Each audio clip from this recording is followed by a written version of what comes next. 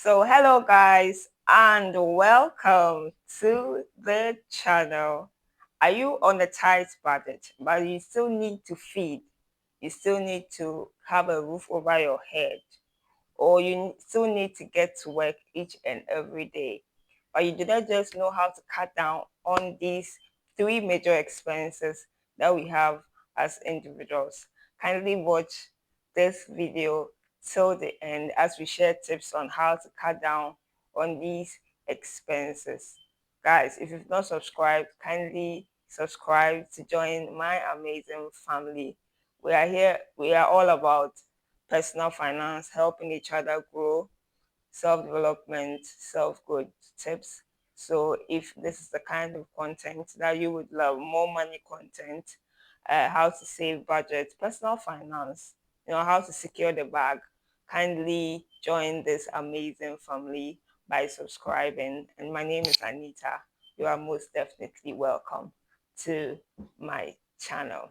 Okay, let's get right into the video.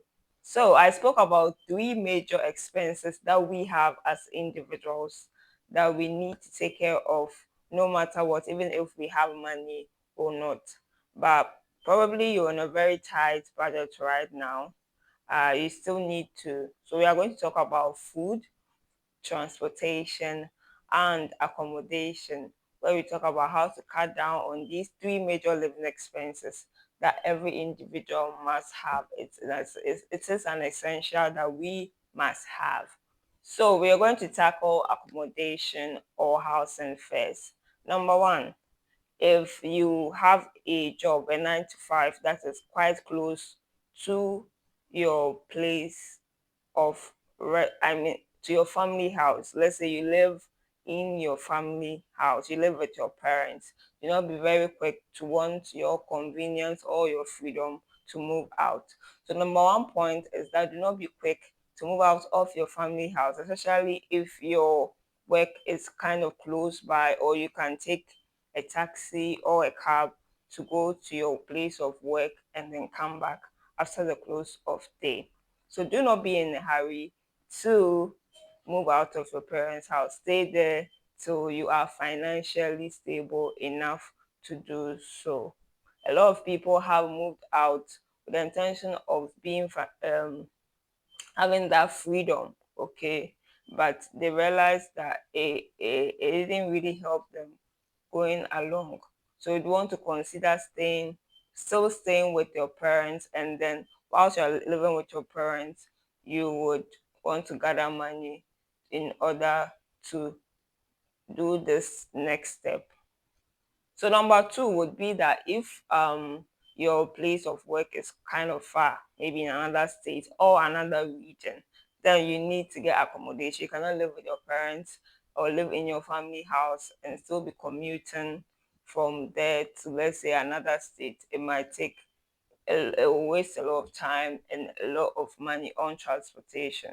So then you have to move out of your parents' house, and so consider renting a house. And then you can also negotiate with your landlord for price reduction. So number two is that rent at a cheaper and affordable area whereby you can still get to work on time and all that.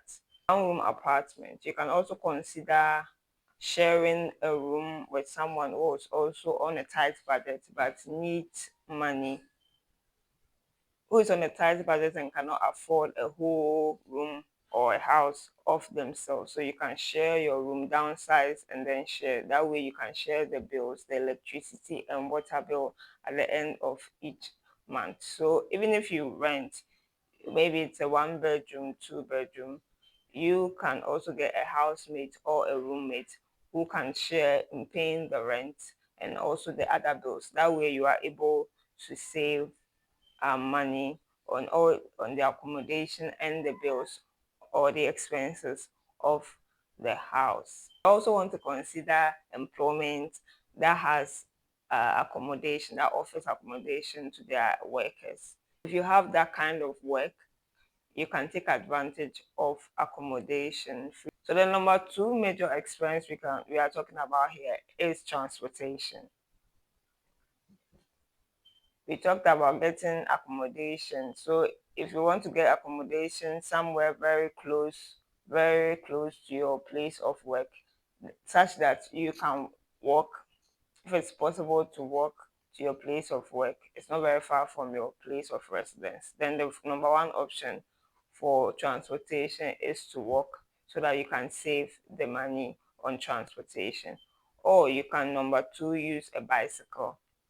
Ride to work instead of taking a car. If you have a bicycle, you can even save on fuel and all that. So ride to work, ride a bicycle. That way you're exercising your body. Number three, you can take advantage of public transportation. You take a taxi or a trotro, a public transportation, a trotro. In Ghana, we call the commercial vehicles trotro. So that one is also cheaper compared to the Ubers and all those services. You happen to have a car, or you already saved money and you want to use it to go to work, get a second-hand car that it's affordable and also very good. And you would also want to consider not just driving empty to work back and forth, but you can also use your car for transportation, transport people, and also exchange it for money.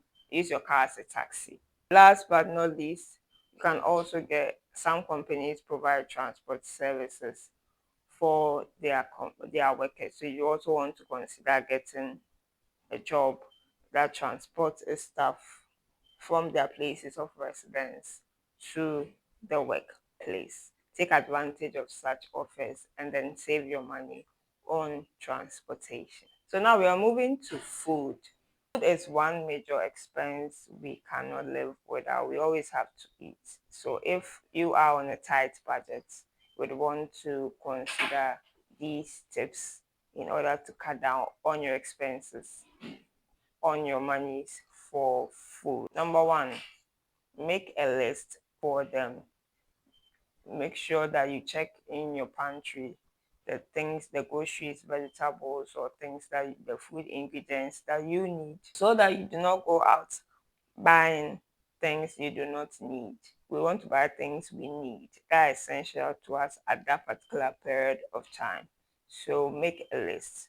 Go shopping with a list to buy your groceries. But first, secondly, you also have to meal plan. If you meal plan, you know the food you want to eat, let's say in a week, for breakfast, lunch, and supper for every day. You have an idea as to the foods you want to eat. It gives you an idea of the groceries you need to buy. So meal plan ahead so that you can make a list for your shopping.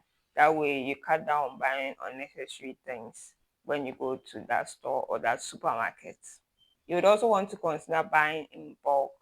Buy the essentials you need in bulk.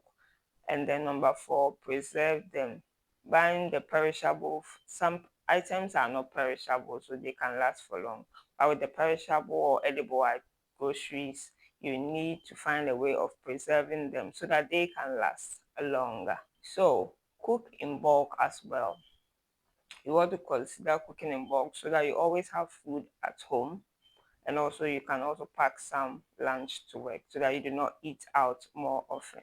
You can also take advantage of your company if it provides meals for its employees. Take advantage of that and also save money for yourself. And last but not least, you can also consider going into backyard farming, or you create a garden whereby you grow some of the crops, some of the vegetables or fruits that you normally love to use for cooking. Also rare animals. That way it supplements your protein intake. You save money because you are farming, you are growing your own vegetables and rearing your own animals.